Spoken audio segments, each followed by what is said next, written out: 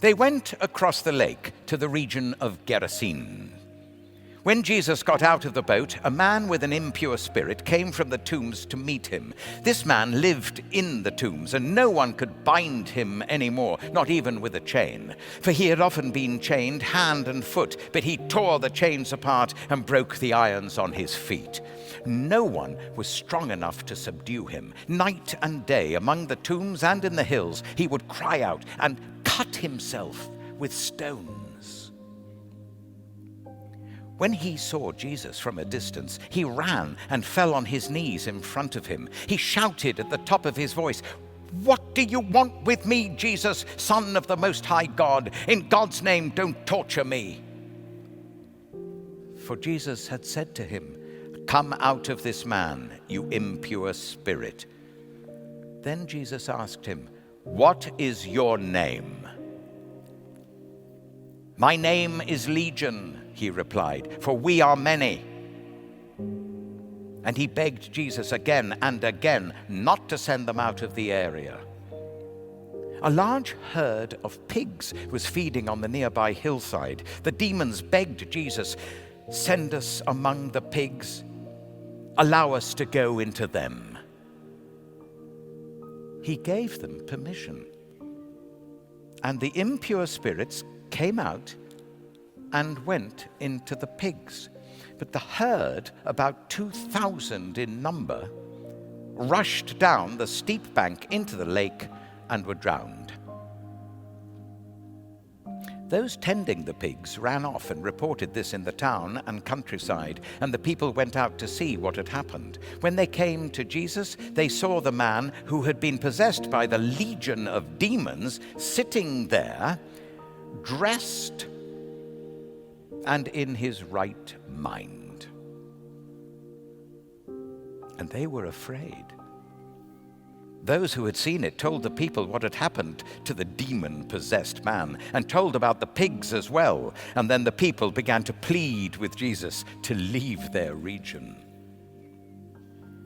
As Jesus was getting into the boat, the man who had been demon-possessed begged to go with him. But Jesus did not let him, but said, "Go home to your own people and tell them how much the Lord has done for you, and how he has had mercy on you." So the man went away and began to tell in the Decapolis how much Jesus had done for him, and all the people were amazed.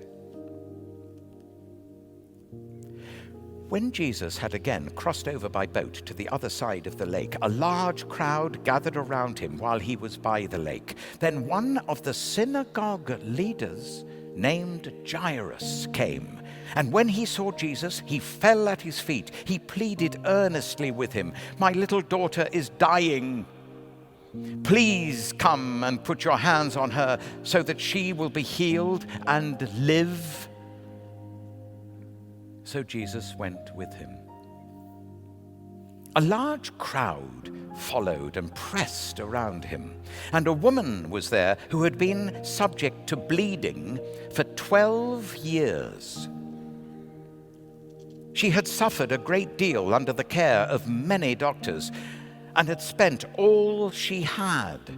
Yet, instead of getting better, she grew worse. When she heard about Jesus, she came up behind him in the crowd and touched his cloak, because she thought, "If I just touch his clothes, I will be healed." Immediately, her bleeding stopped, and she felt in her body that she was freed from her suffering. At once, Jesus realized that power had gone out from him. He turned round in the crowd and asked, "Who touched my clothes?" "Well, you see the people crowding against you," his disciples answered, "and yet you can ask, 'Who touched me?'" But Jesus kept looking around to see who had done it, and then the woman, knowing what had happened to her, came and fell at his feet, and trembling with fear, told him the whole truth. He said to her, "Daughter, your faith has healed you. Go in peace and be freed from your suffering."